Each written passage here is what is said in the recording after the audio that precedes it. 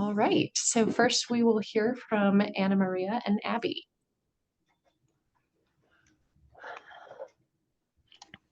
Great. Hi, everyone. My name is Abby Mackey. I am from Ohio originally, but here at Embassy Bogota, this is my first tour with FAS and USDA. And then I'm joined by Anna, who is the true expert who will take over. I'll do a few slides and then she'll share her insights as our marketing specialist. But next slide.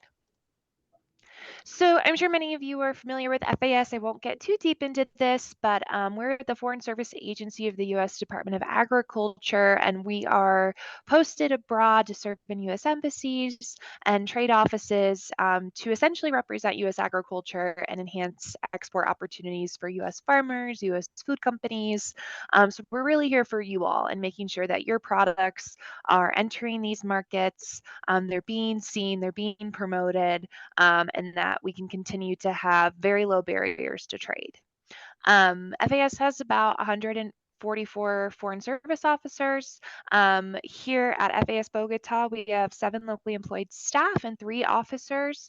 Rachel Nelson and Mark Rossman are the other 2. They actually just arrived last week. And so a few new people coming in. And we also cover Venezuela out of this office, which I always like to mention that we do have 3 locally employed staff in Venezuela and we manage it out of here.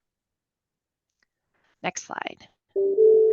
So Colombia is actually the largest market for U.S. agricultural exports in South America, and the 10th largest market globally for U.S. agricultural exports. And we like to keep it that way or even grow. So we engage in a lot of different areas here in Colombia. We do a lot of everything.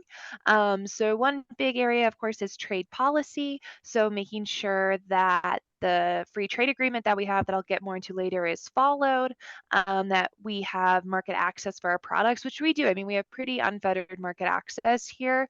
There's a few smaller areas that we're looking to gain market access for, like lamb, for example. We're working on that. We're currently engaging with Colombia on facility registration requirements for like meat and dairy products to make sure those aren't too burdensome on U.S. exporters. In the last few years, our engagement on nutritional policies has really grown. Colombia has definitely made a move, much like the entire South America. It's definitely, a regional trend to do more top-down nutritional policy. So in Colombia, there are front-of-pack labeling requirements for products. And then there's also sodium maximum thresholds. And so there's about 59 products that are subject to those sodium thresholds. And so something to keep an eye on here and something we've worked really hard with the Colombian government to make sure this is done in a way that is more business friendly and less top down, and at least is predictable. And we've been able to get some wins in those areas. And biotechnology, I mean, Colombia has been pretty pro biotechnology, but it's definitely something we monitor here. We also do a lot of market development. Anna will get more into this, but our Sabor USA digital marketing program is famous worldwide. It was started here by Anna. We are hosting a trade mission in October 2024 to Colombia, so something to keep an eye on. And we also support a variety of trade shows. One of the largest is Alimentech, which should take place in June of next year. It's a major opportunity for the U.S. We had the largest trade delegation and square footage at the last Alimentech, which happens every other year. We also are here as a support if there are any stuck shipments in ports. We have very good contacts, so feel free to reach out to our office. We do reporting like every other, go back. We do reporting like every other FAS office. You can look at our exporter guide and our fairs report, which are 2 really great reports for understanding the kind of rules and regulations that exist for Colombia and getting your products here. And finally, we do a lot of capacity building here. So we have several cacao programs where we've invested in Colombian cacao, and we see that as a major supplier to the U.S. confectionery industry. We're also engaging a lot with Colombia on climate change, which, as I'm sure you all know, is a USDA priority. And we run our fellowship programs here like Cochrane and Borlaug to support Colombian agricultural industry players and government leaders in specific strategic areas for like biotech and ethanol and things like that. Next slide. So this is just a snapshot of some of our public reports that are available online that you can go to our GAIN system if you're not familiar with it. Our GAIN system is our Global Agricultural Information Network. I always have a hard time remembering that acronym. And you can log in and see we put out a lot of great reports on the Colombian market and different areas. Next slide. I always like to show this slide, especially to actually when we are in front of a Colombian audience, just to show how active groups are here. We have a lot of cooperators active in the market. There's been a lot of investment in the Colombian market, which is one of the reasons that it is on the top in South America. It's not just, of course, our work, but the work of U.S. industry, U.S. farmers, state departments of agriculture, groups like SUSTA. And cooperators. And so, the US brands are really well known. I think it's helpful for Colombian importers to see it's not just USDA here. We're part of this really broad, really strong network of partners. Next slide. So just a quick glance at Colombia overall. So Colombia actually is going through a really interesting time politically. Gustavo Petro was inaugurated in August 2022. He's famous for being Colombia's first left-wing president and a former M19 guerrilla. So Petro was a very unique candidate, and he's come in, really focused on underserved communities, the peace transition, of course, his time in the war, in the guerrillas. He's really focused on implementing the peace accords. He's had a strong focus on sustainable agriculture and sustainability overall. He's made big moves to move Colombia away from oil and gas. He's focused a little bit on import substitution. We've seen that mainly stay in political rhetoric. He's more anti-free trade than we would like. But again, that's pretty high level political rhetoric. And we have a CTPA agreement, which overall I think has stayed really, really strong. And so it's just been an interesting time politically here. For the economy, Colombia's had really strong economic growth the last few years. You could see in 2020, of course, the drop that almost every country experienced during COVID, and then massive recovery that happened in the years following that. The economy is expected to slow down this year. GDP growth is projected at only 1.1%. We're seeing rising inflation. I think food inflation is currently sitting at 14%, but it's really slowing down. And so, you had the massive growth after COVID, and you're just kind of seeing the economy kind of go back to a norm. But inflation is a challenge right now, as it is across a lot of countries, but it is slowing down. You also see Colombia, has a really large middle class. You can see in the graph here at the bottom the income stratification data, and you can see that the largest proportion of Colombia's population, this is continuing to grow, is in that media income, so medium income Colombians, who would be like really key targets for any sort of U.S. consumer-oriented products. Colombia's geography, so it's highly decentralized, meaning, it's not just Bogota. There's not just one big city. There's actually 5 large cities of major populations here. So Barranquilla, Bogota, Medellin, Cali, and Cartagena. You also have 4 key ports: Cartagena, Barranquilla, Buenaventura, and Santa Marta, for getting product in. And I always like to flag, I think it's an interesting development that the border with Venezuela is now open. And so we haven't seen that really impact trade. The border was closed for so long between Colombia and Venezuela.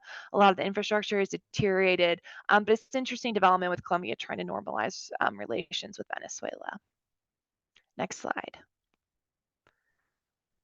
So just looking overall, at Colombia and where it's moving over the next decade, agrarian reform is a huge focus of this president, and it's frankly always been in Colombia. Agrarian reform meaning a really strong focus on smallholder farmers, especially taking land and returning it to smallholder farmers. Land ownership is a hot topic here.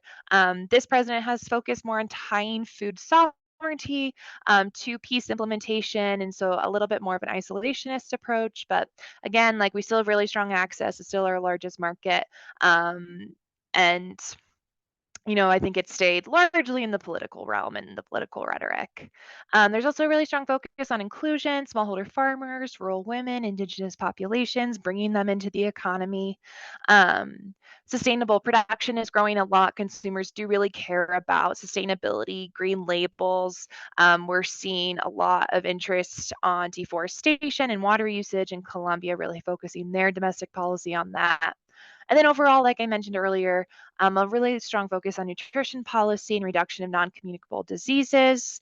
So Colombia has definitely taken more of the PAHO approach, which is something we're working with them on, engage them on a lot, is to really think about having a balanced nutrition policy and not just setting things as if, the PAHO approach will often look at like bacon. And if you only ate bacon every day and every hour of the week, this is how much, sodium should be in bacon, which makes no sense. That's one part of a broader diet.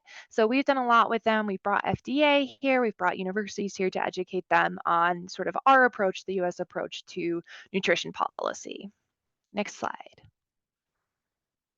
So just a quick, look, obviously, we can't talk about Colombia without talking about the US-Colombia Trade Promotion Agreement, which went into place in 2012. It immediately eliminated over 80% of all agricultural tariff lines, and all agricultural tariffs will be gone by 2030. So most of the products you're probably looking to export to Colombia will come in tariff-free. There's just a few sensitive products that'll take a little bit longer until 2030 for those tariffs to go completely away. And since the free trade agreement, and we've seen just on both sides bilateral trade skyrocket. So in last year, in 2022, U.S. ag exports reached about 3.7 billion, and Colombian agricultural exports reached 4.2 billion. So we've seen both sides grow a lot. The free trade agreement has done a lot for bilateral trade. Next slide. And I'm going to turn it over to Anna for talking more about consumer-oriented products. Thanks, Abby. Well, good morning, everyone. As you may see from the slide, Colombian imports of consumer-oriented products or processed foods are increasing. It has a positive trend. Main trade partners are United States, Chile, and Mexico. Last year, the imports from United States of consumer-oriented products reached over 800 million, which is a pretty good number. And main products or main category products imported under that group are dairy products, mostly ingredients for the food industry, frozen pork, food preparations, some that are called other, so we don't know exactly what those are, but also canned food preparations, which is interesting because Colombians are not so much into canned food, but since of the modern life, these are becoming more popular.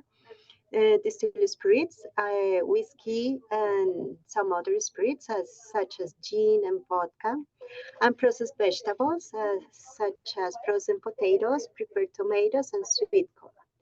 Next slide, please.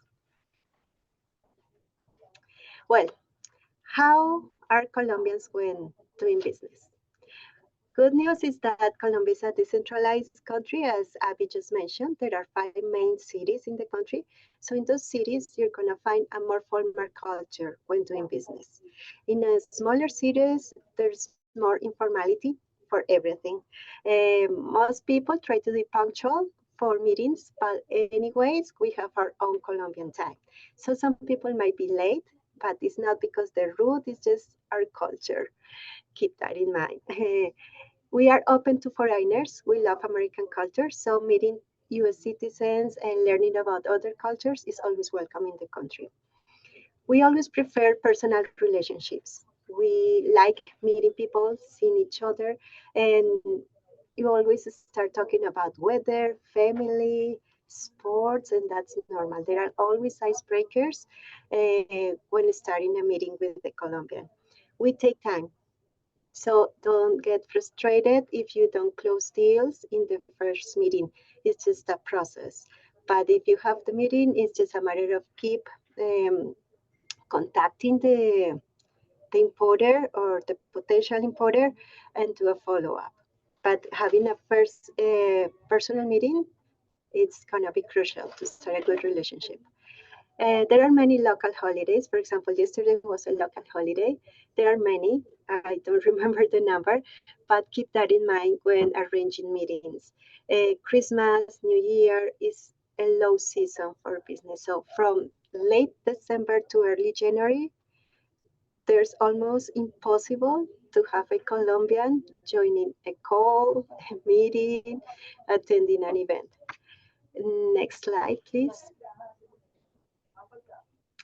Well, after the isolation period due to COVID-19, Colombians become more price sensitive to products. So price is relevant. That's why private labels are having more market share when it comes to making a purchasing decision for Colombians. Also, we are more conscious. We want to know what's behind a product regarding environment, regarding good manufacturing practices. If there's a family tradition behind the product, that matters. E-commerce is also relevant. So packaging is important if you are trying to target a retailer, for example, because they are so strong in e-commerce. Plant-based is also a growing trend. It is expected that plant-based consumption will increase more than 80% this year compared to 2022. Although it's a huge growth, it's amazing, it's still a niche market.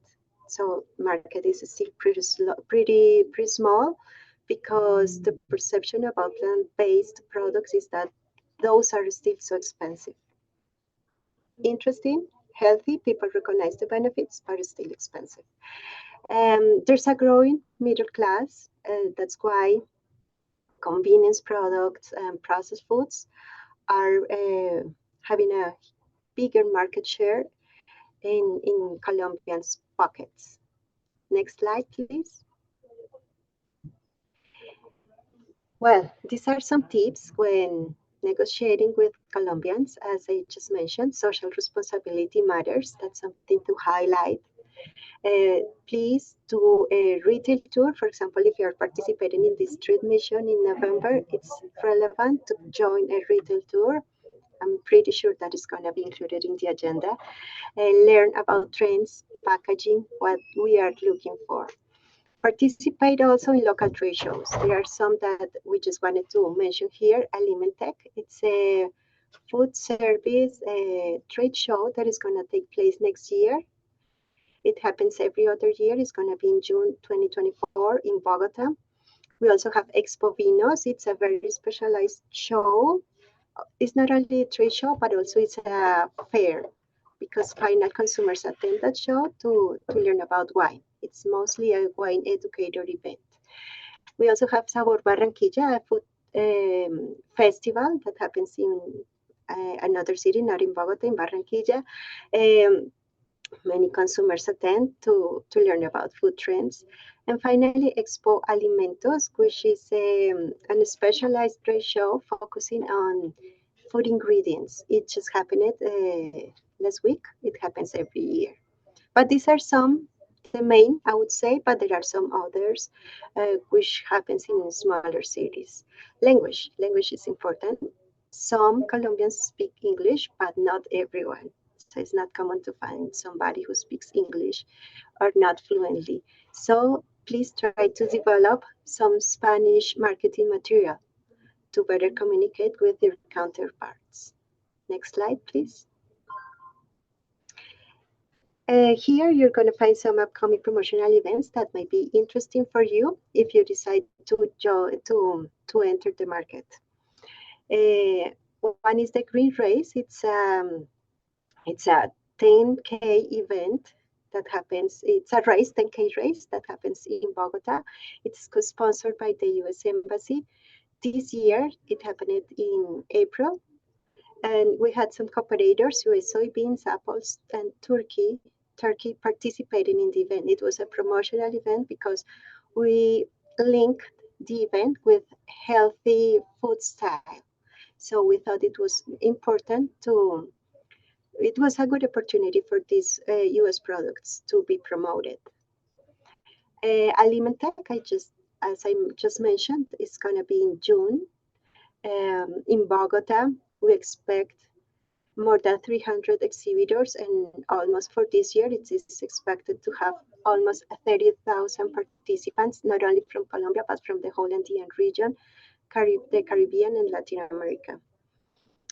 By the way, last year, it was not, yes, it was last year, in 2022, we had the US pavilion with over 20 US exhibitors. It was pretty successful for those who exhibited last year. And finally, as Abby just talked about, we are going to have a USDA agricultural trade mission in October next year. So we'll be happy to see you then too. Next slide, please.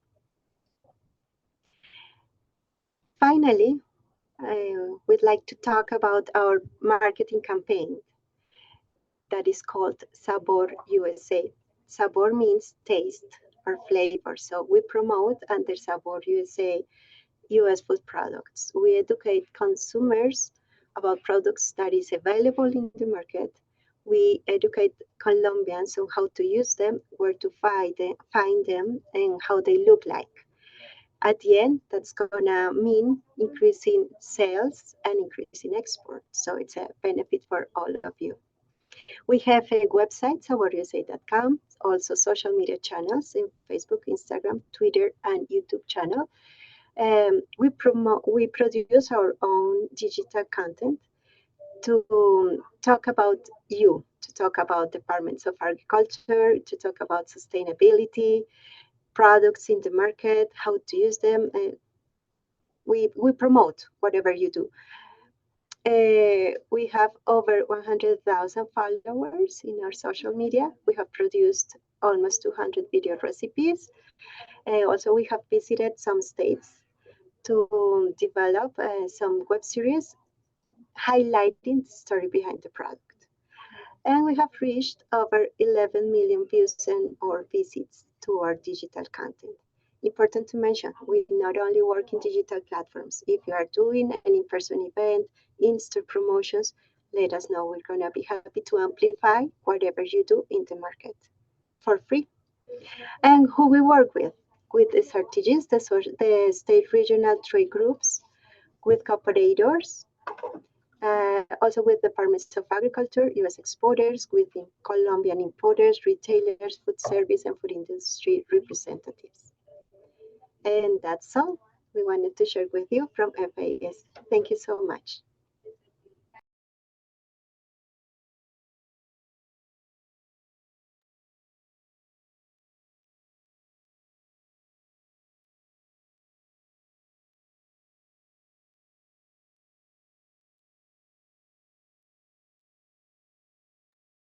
I think you can hear me now. Maybe, yes. Oh, I'm sorry for that.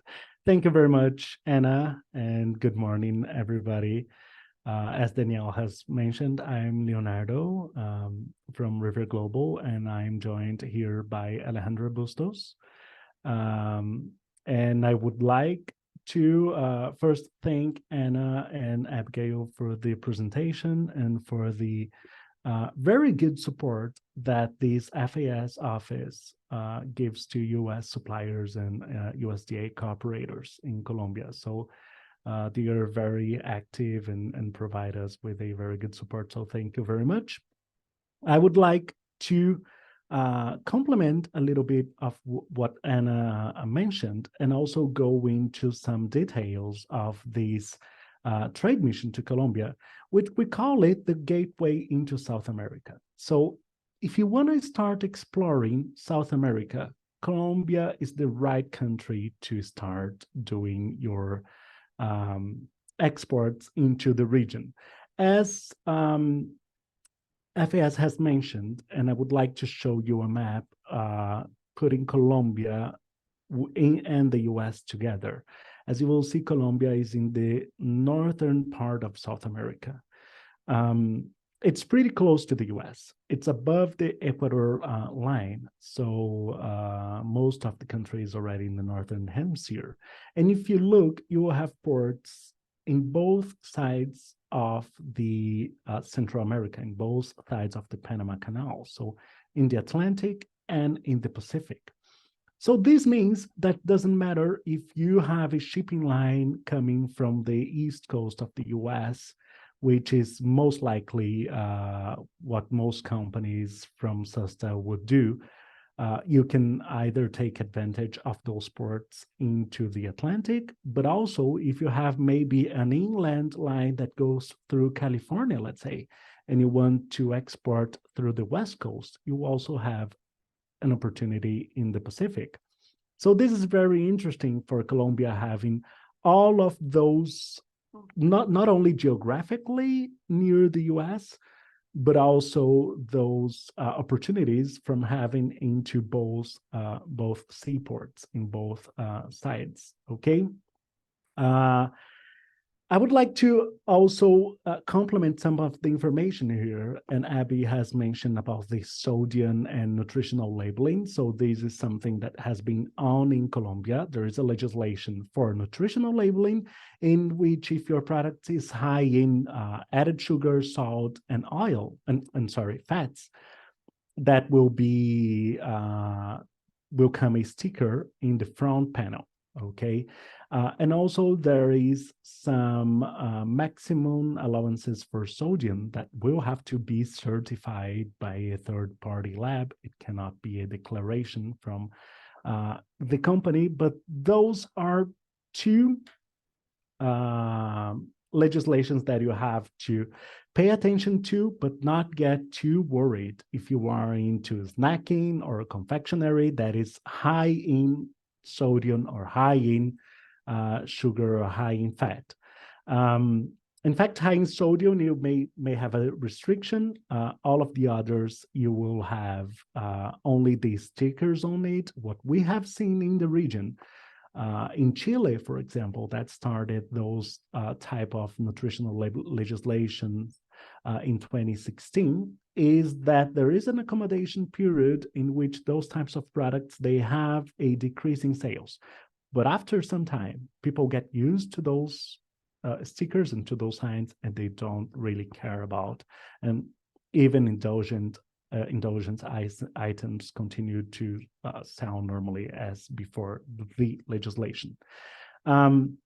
Also, something to take into consideration in Colombia is that e-commerce has been really relevant. Colombia has a mega delivery app called Rappi that's available all around South America. It's a Colombian-based app, and they deliver everything from restaurants to drugstores to supermarket items. So you can even ask Rappi favors, which is ask someone to do something for you, and they will do it through the app. So this is something that really has changed the market in Colombia, and this is something that facilitates getting products around, especially in the largest cities. It's important to know here that there is a challenge, especially in cold chain logistics in Colombia. And there is some infrastructure gaps yet in Colombia. And you have to remind, if you were not aware of, that Bogota, the capital city, is in the Andes. So it's pretty high, almost 9,000 feet altitude. So any product coming from the sea will have to go up the mountains into Bogota. But remember that there are 5 cities in Colombia that they are over 1 million inhabitants. And Bogota itself, it's over 10, only the city of Bogota. So this is interesting because you have a concentration that facilitates distribution of products in Colombia. Not to mention that you have a high class in Colombia that can afford imported products. When we talk about the higher class, we're near 1 million people, only in the top tier.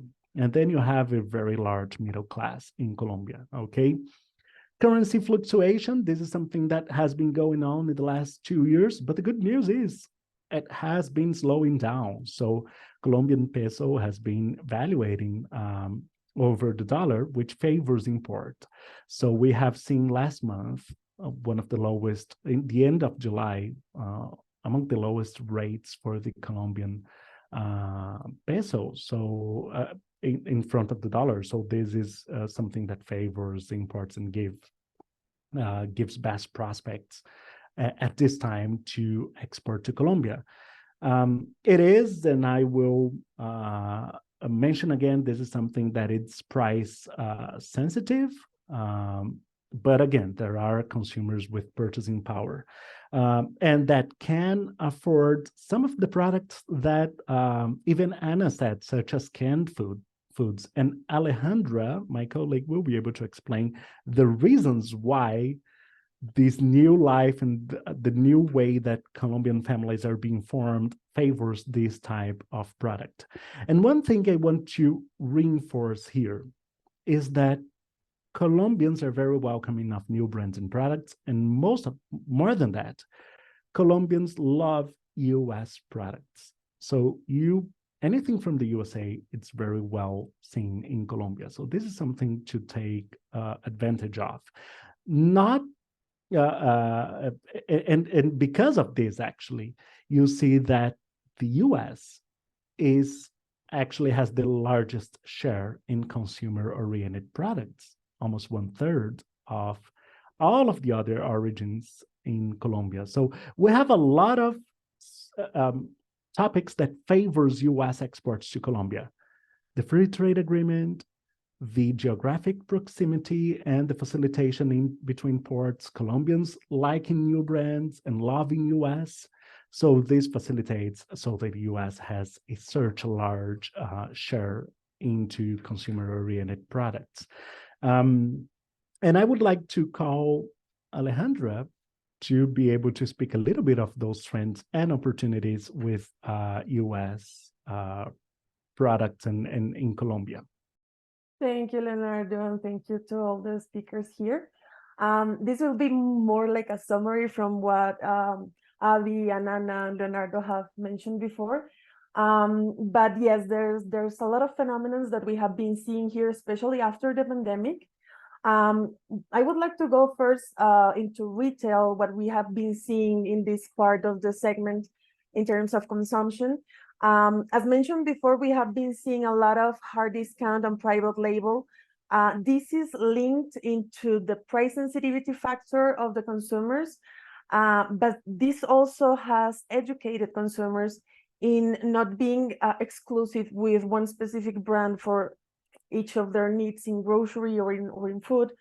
So that has created a more adventurous and welcoming consumer.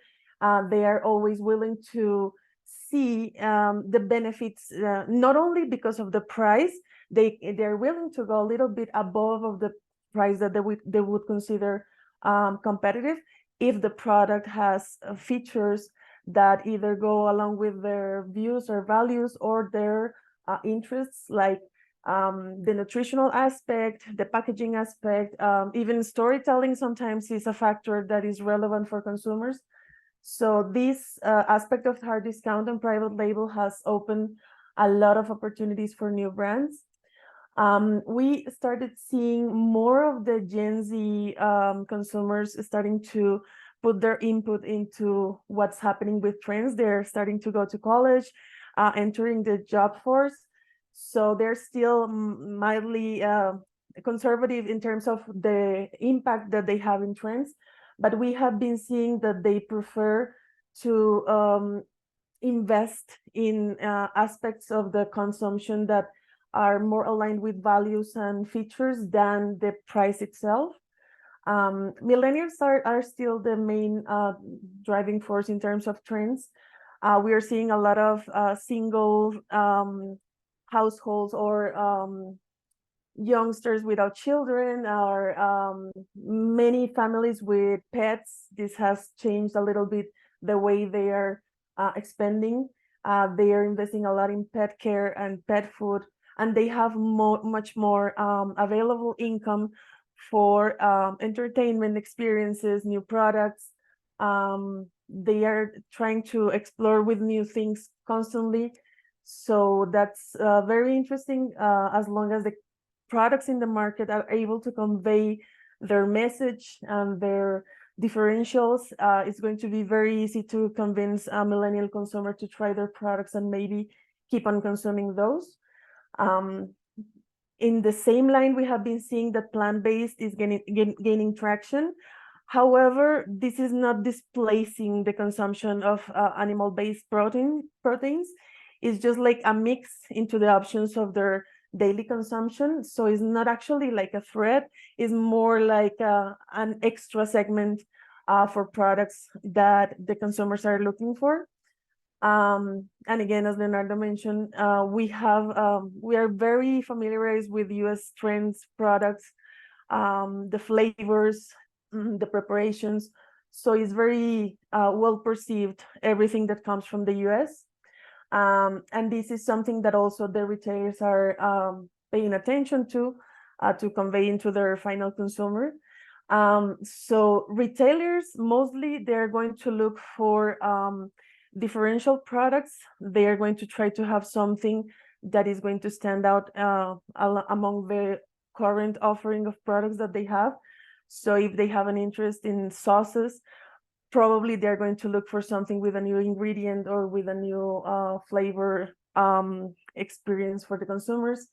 They are also usually looking for one supplier that can provide different references from the same segment of products. That's something that is easier for them in terms of logistics, and it's something that they're going to usually be asking about.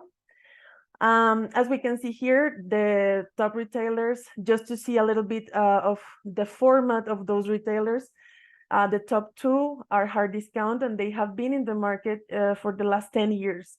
It has been a really rapid shift and a very interesting way from the consumer to really react to those options and to those competitive prices that they have found in hard discount. Éxito, which is the main retailer in Colombia and has been the top retailer for several decades, is now third. However, is still very well regarded by the consumers in terms of innovation, in terms of top quality, in terms of specialty products. So Éxito is a good window for imported and added value products. And then we can see from there down is like usually hypermarkets or traditional supermarkets that are also very focused in terms of price. We have PriceMart, which is the only format that we have here that is similar to a Costco. So consumers are also signing for a membership, for a yearly membership, and they go into those clubs and have that same similar experience to what Costco would be with PriceMart. Next slide, please. In terms of food service, we have been seeing here in Colombia that anything related to US cuisine is very well received. Is something that we have been consuming for many times, from many generations. It's very aspirational. We enjoyed it a lot. If you see in the slide, some of the top franchises of food are fast food and are also from the US. So that's something that really keeps a steady relationship between consumers and the US preparations and the US products. We have been seeing that dark kitchens are really something that happened in the pandemic, but is now something of a steady sub-segment of the food service industry. Those dark kitchens are gaining a lot of consumers.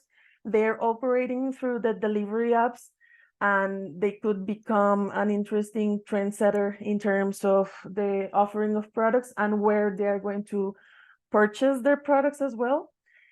We have been seeing, for instance, that the canned products that have been increasing in sales in the market is most likely linked to these smaller restaurants and food service companies. They are acquiring more canned foods to have an easier way to prepare all the things that they offer in their menus. So that could be one of the main drivers for that increase in canned food products. It's still a challenge that the vast majority of the restaurants are still informal. However, the formal base is still large enough and has a strong presence of franchises. Regardless, there's a lot of distributors that cover a large segment of those informal restaurants who are also looking for products for their preparations, and they're being more open to source products from other origins, not only Colombian manufacturers. Something very interesting that is happening in Colombia is there's a huge expansion of shopping malls, not only in Bogota, but in general in the country. It became some of the most interesting development for the construction segment. So these shopping malls are opening more venues for consumer experiences, and it has become some sort of an entertainment industry. The families are very, very used to go on the weekends to just walk around and see what they can find there. So that has dynamized also the offering of prepared foods, mainly at food courts or in the restaurants inside the shopping malls. And tourism also, it has been very positive how the segment recovered after the pandemic. It was way faster than anyone was expecting. Now Colombia is the third main destination for for tourists in terms of recovery. And the US visitors are the main group coming into Colombia with a large portion of the share, 36%. And by this year, the first quarter of 2023, we saw an increase in foreign visitors that was above all expectations, with over 30% of new visitors. So Colombia is becoming more and more a destination. This also dynamizes the hotel segment, and we have a lot of chains from US brands, which also keeps that US strong bond that we have between the Colombian consumer, the Colombian families, and everything related to the US format and the US presentation of all the consumer experience. So that's basically it in terms of trends and opportunities. I will send back to Leo to continue with the presentation. Thank you very much, Ale. And this last trend of tourism is very interesting in Colombia, and how many US citizens has been visiting Colombia. I would like to recap in some of the best prospects for Colombia in terms of what has been exported from the US to Colombia, but that doesn't mean that if you have any other product different than those, that they don't have an opportunity. In fact, if you have any questions about your product, you can reach out to us in the Q&A in here, or even send us an email later, and we can help clarify to you about any specific products, okay?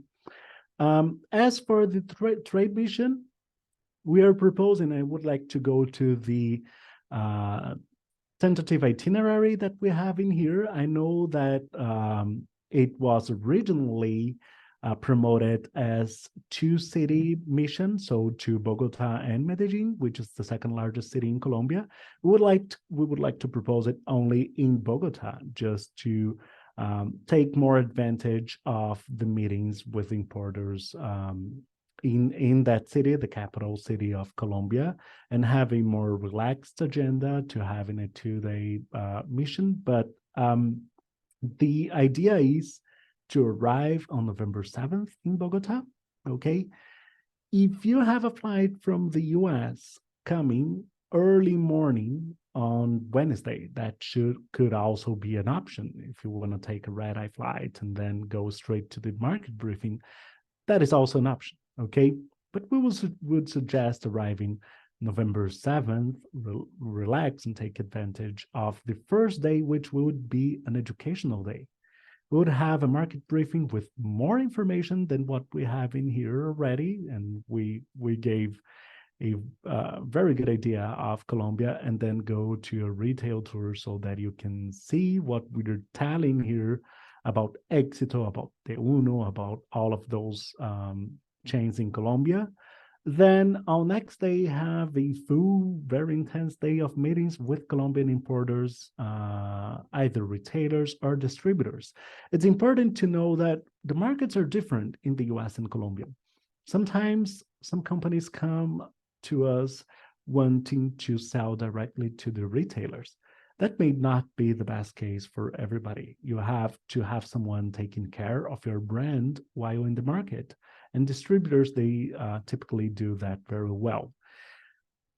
We suggest you depart either late night on November 9th and then get a red-eye flight to the US after the one-on-one meetings, or anytime on the next day. Okay. Now, something interesting, and then with so many events going on in Colombia, and FAS has mentioned us and a little bit about the culture of the Colombians in terms of sometimes they're late, sometimes they're more informal, and Colombia is really all about relationship. This is something that you have to create a relationship, not only in Colombia, but all of South America. So why not take advantage? And this is a suggestion. You have SUSTA's trade mission to Colombia. You do the first contacts with your importers in Colombia. And then you come back next year with Alimentech, hopefully already with an importer in Colombia, and you showcase your products also in this very nice show that we have in Colombia. You can also take advantage of Sabor USA. This really nice. If you haven't seen Sabor USA, look it on social media. This is something that FAS has been doing really well in Colombia, and it's really famous for the very nice job done on promoting US products. And you still have the ATM to get that relationship rolling. So this is a good pack of putting your feet in the market and having your exports done in Colombia. And you can take advantage of SUSTA's trade mission with a package of services to assist you in that. I would like to pass on to Danielle to speak a little bit about what you will have with a trade mission with SUSTA. Yep, sure. Thanks, Leo. So yes, it is this November, and the registration is good through, I think it's September 22nd. So if you're interested in doing this trade mission with us in November of 2023, you have about a month left to register. We have a few spots left. And as Leonardo mentioned, there's the market briefing, which is more in-depth information than what you received today, but also a retail tour, which our participants can't say enough good things about. It's actually going into these big supermarkets and hypermarkets and groceries and seeing, getting a better feel for the market that way, what competitive products are already in the market, what's their price point, even what does their packaging look like, just what's the current climate there right now. I think it's hard to learn that without going into the market and seeing that yourself. And then, as everyone has mentioned, people do speak English, but obviously not everybody does. So we will have interpreters available. I think you just have to request it in advance. So if you speak Spanish, great. But if you don't, that's something that's part of this package. You'll have an interpreter with you for all of your meetings. Of course, it's going to be the one-on-one meetings as well. And all of this, if you are coming with us, it's a $600 participation fee to take advantage of this. So, it's really quite affordable. And for that fee as well included will be reimbursement of either your hotel or your airfare to this event. So when you register, somebody will reach out to you to talk about that. I would say don't book your airfare until you talk to somebody, just because there are a few regulations. But SUSTA, as part of your $600 fee, will take care of either your airfare or your hotel. And so, yeah, I mean, it's a very affordable way if you're serious about looking into Colombia.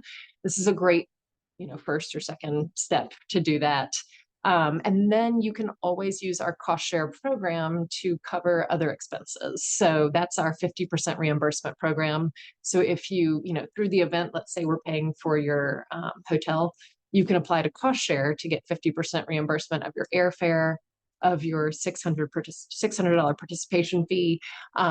Maybe you want to translate your marketing materials, that kind of thing. That's all eligible for cost share as well. So, as always, SUSTA's mission is really to make these kinds of explorations affordable for small businesses and, really give everybody access to these markets. So that's our goal. I'm going to share my screen just for a second to pull up.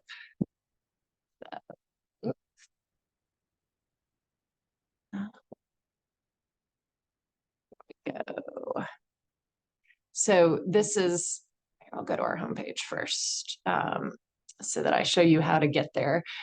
So if you're on our website and you just go to events, and you'll see all of our upcoming events. These are ones where the registration has passed, but they're still upcoming.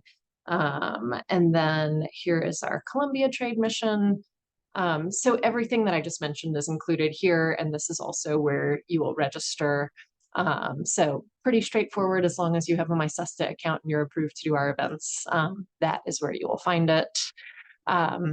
And then I just wanted to plug real quick, since we're on a webinar and all of you are obviously interested in learning, all of our webinars are here under our export education tab.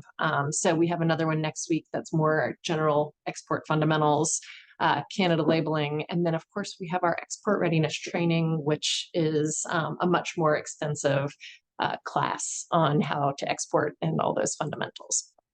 So anyway, I just wanted to mention all of that, and then I'll hand it back over to Leo.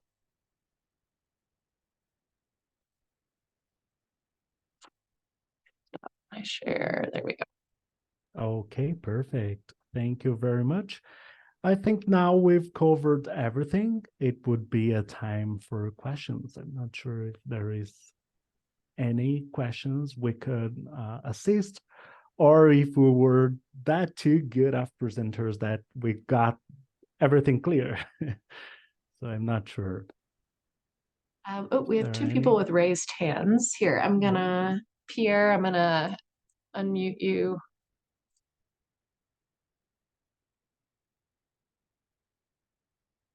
Can you hear me? Yes.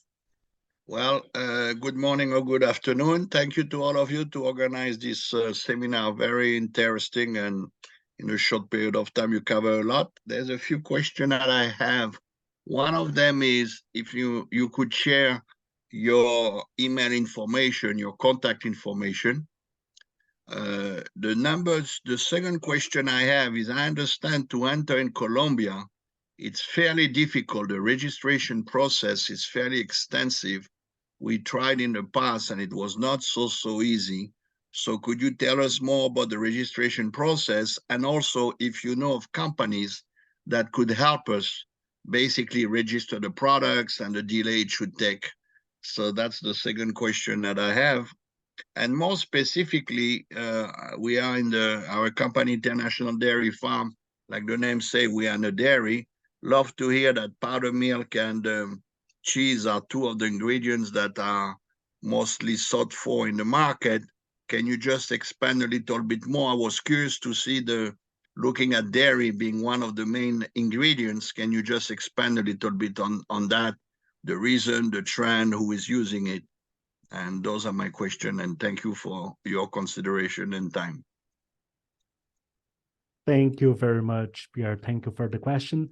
So there is a very interesting product in Colombia. This is something that many Colombian manufacturers have been looking for, especially when we talk about products such as dehydrated milk, skim powder, or whole milk powder. So powders in general, this is something that it's pretty much used into the Colombian industry.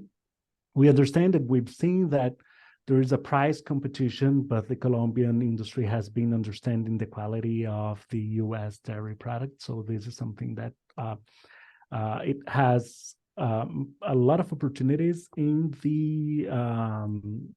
Colombia.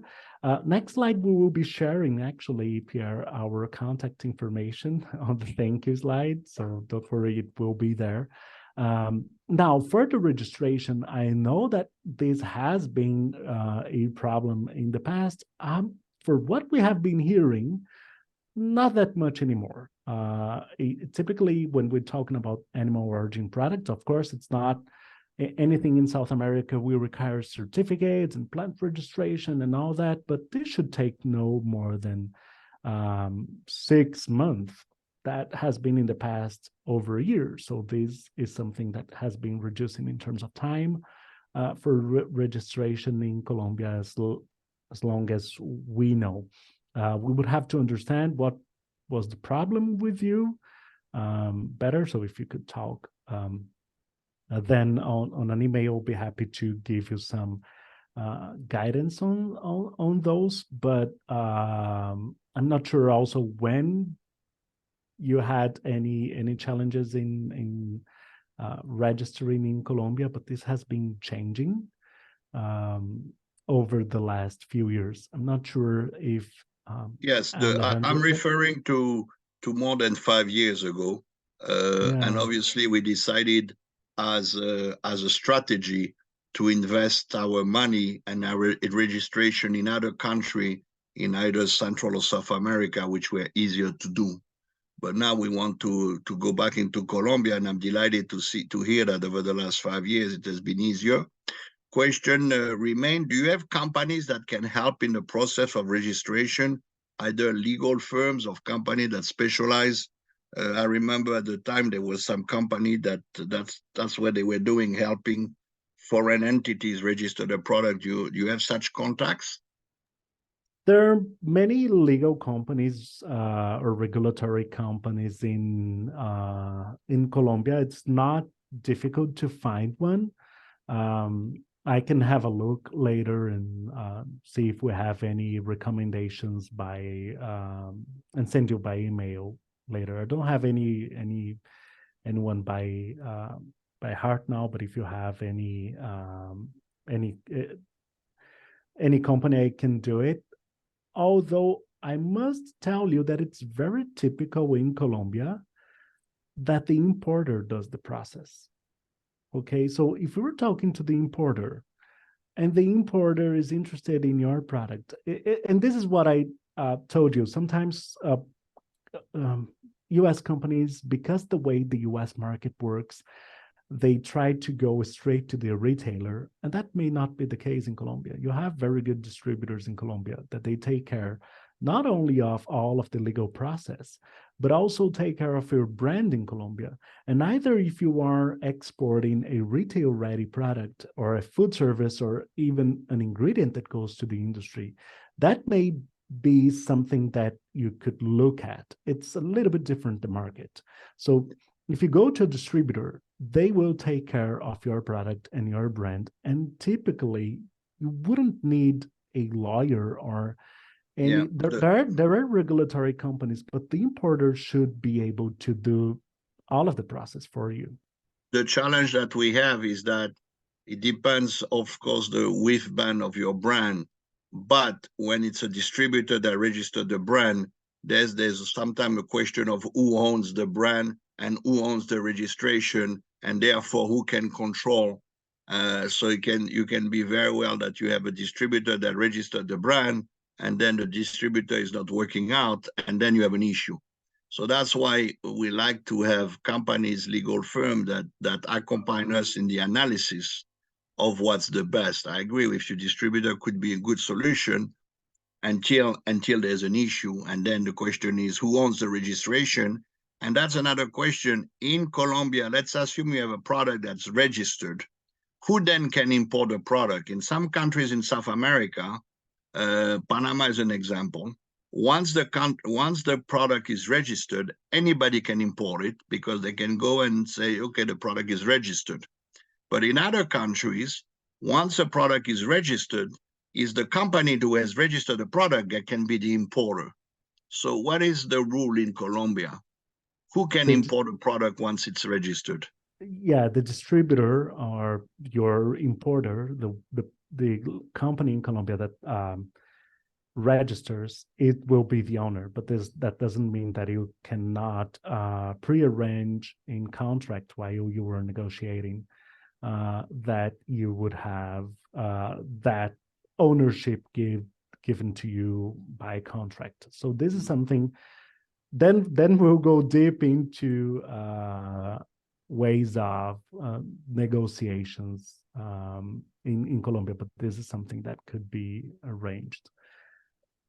And I'm not sure here if Ale or Anna, you have anything else to add on here. But this is at least my view on this process. No, I think you covered it well. I mean, dairy tends to just be a more complicated product, I think, in any market, but Colombia as well. And so some of the hurdles on facility registration don't exist for other products, but I do think it has improved. People do it successfully, and it is about finding the right importer and the right local partner to navigate the process. But no, I think you covered it really well. Perfect. Thank you, Abby. And this is it. We see, especially in cheese, many U.S. Companies exporting to Colombia already, and also in dairy ingredients. So once you do it the first time and you navigate it the first time, then you just continue. And it's all a topic of negotiation with your importer. And remember, Colombia, it's all about relationship. So if you keep this relationship with the importer, that should go well. Thank you. Appreciate your feedback. Thank you.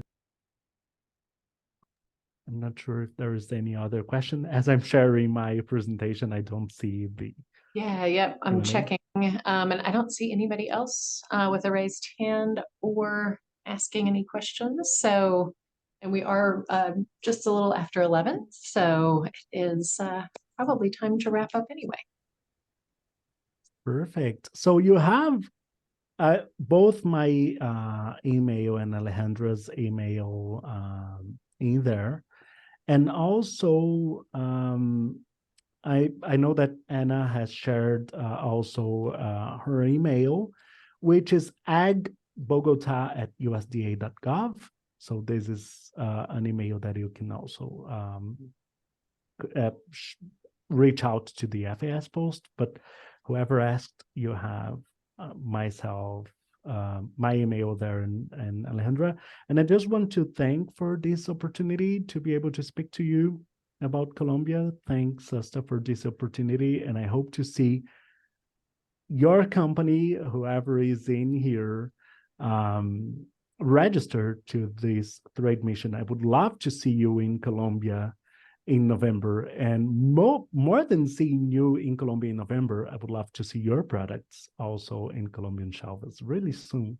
So thank you very much for the opportunity. Thank you for the FAS, Abby and Anna, and thank you very much, Danielle, for this opportunity. No, thank you so much for sharing all of this with us. I think we all feel a lot more educated on the overall Colombia market and specifically consumer-oriented products. So we really appreciate that. And I will be following up with everybody later today with an email to let you know where you can find the recording, the presentations, and I can go ahead and add in the emails, the email addresses for everybody who's presenting today as well. So thank you and have a great rest of your day and your week. And we look forward to hearing from you. Bye. Thank you. Bye-bye. Thank you.